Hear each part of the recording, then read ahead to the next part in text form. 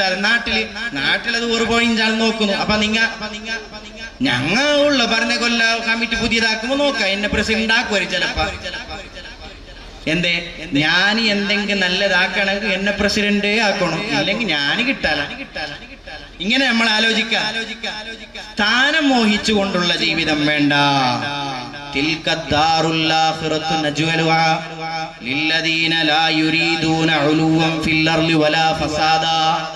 പരിശുദ്ധ ഖുർആൻ പറയുകയാണ്, ദുനിയാവിൽ ജീവിക്കുന്ന സമയത്ത് സ്ഥാനങ്ങൾ കൊതിക്കാത്ത ആളുകൾ, ജീവിതത്തിൽ ഫസാദ് ഉണ്ടാക്കാത്ത ആളുകൾ, അവർക്ക് അല്ലാഹു തയ്യാർ ചെയ്തു വെച്ചിരിക്കുന്നത് സ്വർഗമാണ്, ആഖിറത്തിലെ വിജയമാണ്.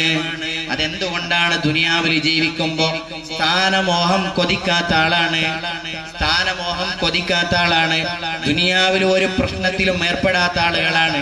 അതുകൊണ്ട് പള്ളി കമ്മിറ്റിയിലെ ആളുകളെ നമ്മൾ ബഹുമാനിക്കണം, അവർക്ക് വേണ്ട സപ്പോർട്ടീവ് നമ്മൾ ചെയ്തു കൊടുക്കണം, അവർക്ക് വേണ്ട എല്ലാ താങ്ങും നമ്മൾ നൽകണം. അതൊക്കെ നമ്മുടെ ബാധ്യതയാണ്. അത് വിചാരിച്ചുകൊണ്ട് പള്ളി കമ്മിറ്റിക്കാരെ തെമ്മാടിത്തരം കാണിക്കാൻ പാടില്ല, അവരുടെ ഇഷ്ടത്തിനനുസരിച്ചിട്ടുള്ള നീക്കങ്ങൾ നടത്താൻ പാടില്ല, അവർക്ക് തോന്നുന്നത് പോലെ നിയമങ്ങൾ കൊണ്ടുവരാൻ പാടില്ല.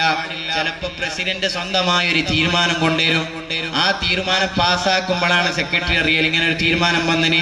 അതിനു മുമ്പ് ആരോടും തീരുമാനം എടുക്കലും മുഷാവറ ചെയ്യൂല, ഒറ്റക്കുള്ള തീരുമാനം നടത്തിക്കൊണ്ട് ആ നാട്ടിലുള്ള ഇസ്ലാമികമായിട്ടുള്ള ധാർമ്മികമായിട്ടുള്ള പ്രവർത്തനങ്ങൾ നിലച്ചു പോകുന്ന രൂപത്തിലുള്ള ഭരണം നമ്മുടെ നാടുകളിൽ ഉണ്ടാകാൻ പാടില്ല എന്നുള്ള കാര്യം കൂടി നമ്മൾ ശ്രദ്ധിക്കണം.